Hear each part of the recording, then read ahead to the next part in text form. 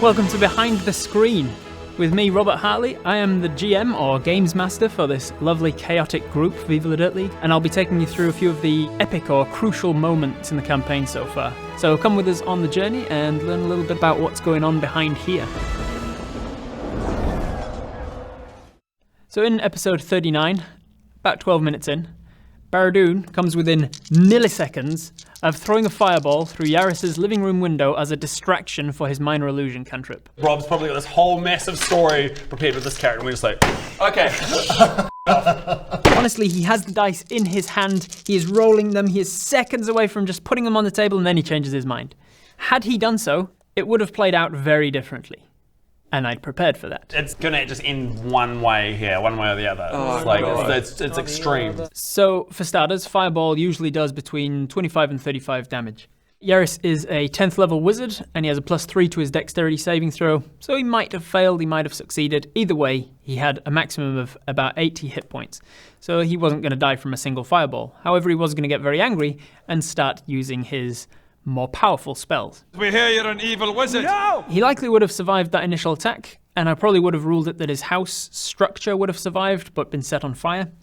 But we would, however, have gone into initiative order. Some of you might be thinking, if Yarris was a 10th level wizard, why was he never using 5th level spells during the fight? And that's because when I'm preparing for a fight, I try to have a few different options. I don't know how it's going to start. I don't know if they're going to go in all guns blazing, like Baradun almost did, in which case Yarris has to meet them with that, and he would have pulled out a 5th level spell to try and rebalance that fight. Have a drink. Right. As it happened, though, they gave him chance to prepare. Whoosh, son. They gave him a round to cast Mirror Image on himself, and a round to cast Enemies Abound on Bodger. And as such, he started on the right foot. It would have been super unbalancing for me to bring out 5th level spells during the fight. If, however, they had started on the offensive tactic and reduced him by like 1/3 of his health in one shot, he would have met them on that encounter by bringing out a 5th level spell called Steelwind Strike. You may know Steelwind Strike from the Isolation games, when Duke Phantasmo used it. Essentially, he can make 5 attacks against 5 different creatures. Oh, look at that. There's 5 people in the party. Each of his attacks would have done 6d10 damage. That's an average of around 30 hit points. Holy crap! So he would have met them and possibly even downed a few of them, and then instead of fighting him in his living room, they would have been fighting him on his lawn. Oh no. So to balance a fight when you've got one person versus many, you usually want to have some sort of minions. In his living room, he had the Fire Elemental, and he had Enemies Abound on Bodger, so he had minions.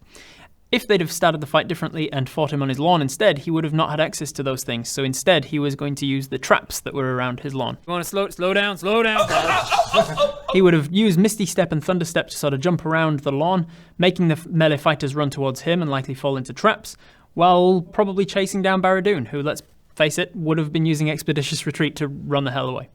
He also had a 4th level spell called Confusion, which can cause a party to, quote, use all of its movement to move in a random direction, or make a melee spell attack against a randomly determined creature. So again, he would have forced them to fight each other or fall into pits, set off booby traps. And finally, if he was surrounded or outmatched, he had abilities to teleport himself back into his house, spend a few turns trying to put out the fires that were raging. Then the party would have had to make the decision, do we try and get into his house and finish him off, or do we run away?